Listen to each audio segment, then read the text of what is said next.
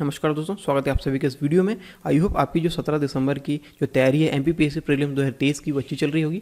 और इससे संबंधित ये सीरीज चलाई जा रही है बेस्ट 200 प्रश्न की, और ये इकाई 7 से संबंधित है। इकाई 7 में विज्ञान एवं पर्यावरण है। ठीक है, विज्ञान एवं पर्यावरण के जो भी प्रश्न जो यहाँ पे बन सकते हैं उससे संबंधित ये सीरीज चलाई जा रही है। और ये सेट 5 है इसका, और हर सेट में 10 से 15 प्रश्न यहाँ पे सम्मिलित किए जा रहे हैं। लगभग 15 के आसपास सेट होंगे जिसमें ये सेट यहाँ पे कंप्लीट हो सकते हैं।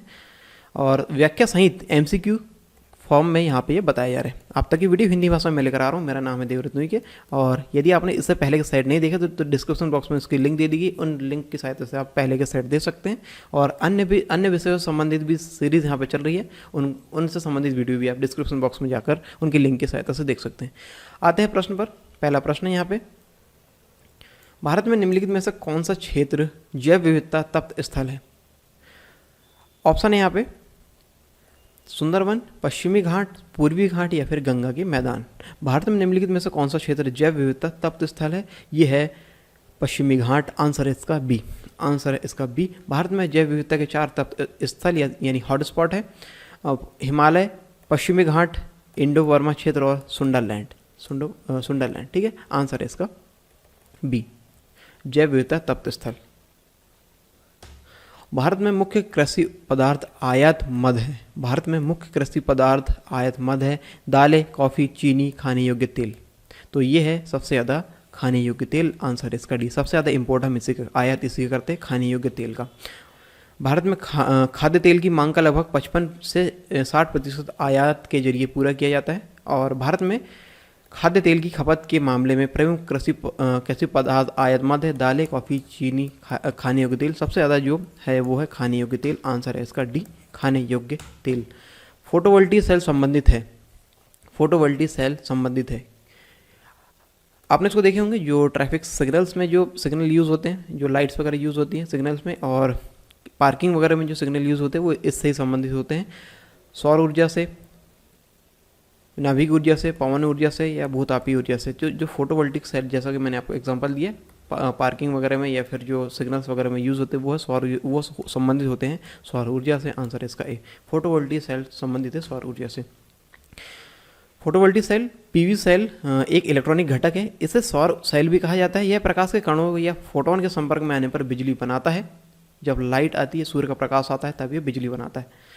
इस रूपांतरण को फोटोवोल्टिक प्रभाव कहा जाता है। इसकी खोज 1839 में फ्रांसीसी भौतिक वैज्ञानिक एडमंड बैकरेल ने की थी। और फोटोवोल्टिक सेल के कुछ अनुप्रयोग या आप यहाँ पे देख सकते हैं: पार्किंग मीटर, अस्थायी यातायात संकेत, आपातकालीन फ़ोन, रेडियो ट्रांसमिशन। इस प्रकार जल सिंचाई पंप में इसका उपयोग किया जाता है फोटोवोल्टिक सेल का।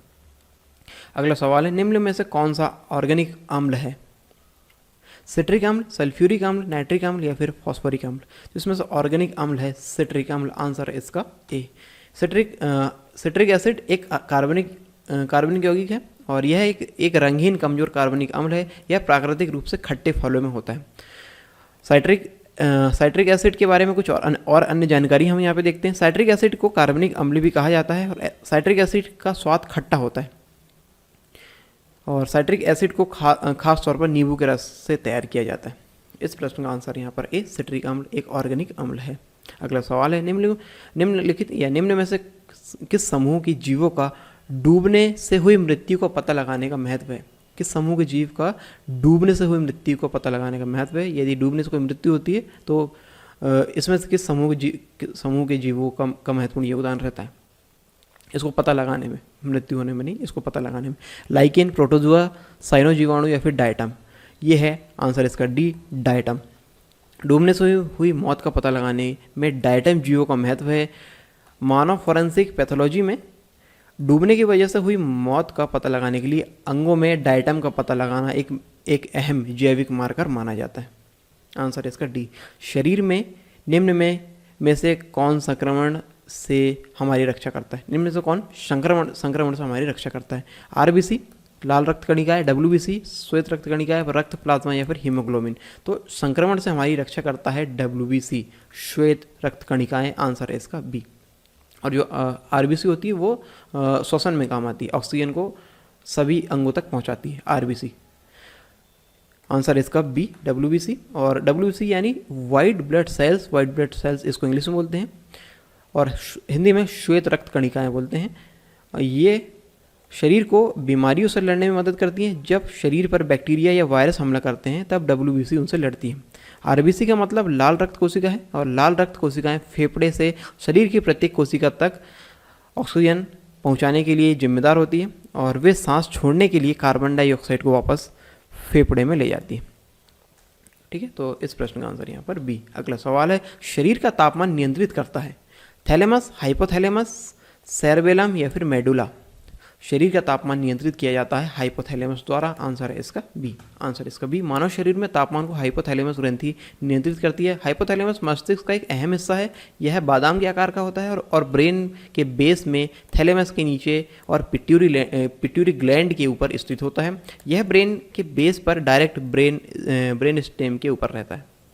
ठीक है, तो ये इसकी अन्य जानकारी थी। आंसर है इसका बी। शरीर का तापमान नियंत्रित करता है हाइपोथैलेमस। अगला सवाल है, सर्वप्रथम मानव का जो हार्ट है, हार्ट ट्रांसप्लांट हृदय प्रत्यारोपण हुआ था। हृदय प्रत्यारोपण कहाँ हुआ था? अमेरिका में, इंग्लैंड में, दक्षिण अफ्रीका में या फिर फ्रांस में? जो जो ट्रांसप्लांट हुआ था हृदय प्रत्यारोपण, वो हुआ था दक्षिण अफ्रीका में। आंसर है इसका सी। दुनिया में पहला मानव हृदय प्रत्यारोपण 3 दिसंबर 1967 को दक्षिण अफ्रीका के कैपटाउन में हुआ था। इस ऑपरेशन को क्रिस्टियन बर्नार्ड ने किया था। ये उनका नाम है जिसको द्वारा किया गया था। भारत में पहला हार्ट ट्रांसप्लांट 3 अगस्त 1994 को किया गया था। इस प्रश्न का आंसर है सी। अगला सवाल है, भारत इलेक्ट्रॉनिक्स लिमिटेड और इसरो के सहयोग से बनाता है या बनता है। भारत इलेक्ट्रॉनिक्स लिमिटेड और इसरो के सहयोग से क्या बनता है? इन दोनों के द्वारा क्या बनाया जाता है? परमाणु तकनीकी, प्रसिद्ध प्रौद्योगिकी, CDAC या फिर GAAS सौर सेल। तो ये इन दोनों के सहयोग से बनता है GAAS सौर सेल। GAAS सौर सेल। आंसर इसका डी। GAAS सौर सेल गैलियम आर्सेनाइड से बने होते हैं। यह एक अर्धचालक पदार्थ है। ठीक है, इस प्रश्न का आंसर है यहाँ पर डी। C-130J सुपर हरक्यूलिस भारतीय वायुसेना द्वारा प्रयोग में लाया जा रहा विश्व का अत्यधिक उन्नत एयरलिफ्टर वायुयान है। ये वायुयान बनाए जाते हैं किस देश द्वारा बनाए जाते हैं? ये सवाल में पूछा गया। संयुक्त राज्य अमेरिका, रूस द्वारा, फ्रांस द्वारा या फिर इजराइल द्वारा? तो ये बनाए जाते हैं संयुक्त राज्य अमेरिका द्वारा। आंसर है इसका ए। आंसर इसका है C-130J का प्रदर्शन दुनिया भर में सामरिक एयरलिफ्ट, खोज और बचाव, विशेष संचालन, वाणिज्यिक और ईंधन भरने वाले मिशनों का समर्थन करने वाले 2 मिलियन से अधिक उड़ान घंटों के साथ ये सिद्ध हुआ है। C-130J सुपर हरक्यूलिस विमान ने कई अभियानों में हिस्सा लिया है। इसमें अफगानिस्तान से सैकड़ों भारतीयों को सुरक्षित निकालकर भारत लाया गया था। सूडान से भारतीयों को निकालने में भी इस विमान का इस्तेमाल किया गया था। तो इसका आंसर है यहाँ पर ए। इस प्रश्न का आंसर ये, इसको संयुक्त राज्य अमेरिका द्वारा बनाया जाता है। विक्रम साराभाई अंतरिक्ष केंद्र खालिस्तान या कहाँ पे स्थित है? तिरुवनंतपुरम, मुंबई, श्रीहरिकोटा या फिर बेंगलुरु? विक्रम साराभाई अंतरिक्ष केंद्र ये है त्रिवेंद्रम। आंसर है इसका ए। विक्रम साराभाई अंतरिक्ष केंद्र VSSC भारतीय अंतरिक्ष अनुसंधान संगठन इसरो का प्रमुख केंद्र है। यह केरल के तिरुवनंतपुरम में स्थित है। यह केंद्र उपग्रह प्रक्षेपण वाहनों और परिव्यापी रॉकेटों की डिजाइन और विकास गतिविधियों को अंजाम देता है। आंसर इस प्रश्न का ए। अगला प्रश्न है, वीरांगना दुर्गावती अभयारण्य कहाँ स्थित है? सागर, सीहोर, दमोह या फिर धनकपुर में? वीरांगना रानी दुर्गावती अभयारण्य स्थित है ये दमोह में। आंसर है इसका सी। आंसर है इसका सी। दमोह जिले में वीरांगना दुर्गावती अभयारण्य बना है, जिसकी स्थापना 1997 में की गई और यह 24 वर्ग किलोमीटर के क्षेत्र को कवर करता है। आंसर है इस प्रश्न का सी।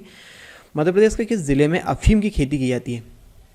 सरकार के द्वारा यहाँ पे परमिशन दी जाती है और ये जिला है मंदसौर, शिवपुरी, सागर या फिर रायसेन? ये जिला है मंदसौर। आंसर है इसका ए। आंसर इसका है ए। मध्य प्रदेश के मंदसौर जिले में अफीम की खेती की जाती है। मंदसौर जिले का प्राचीन नाम दसपुर था और मंदसौर को मंदोदरी रावण की पत्नी के जन्म स्थान के रूप में जाना जाता है।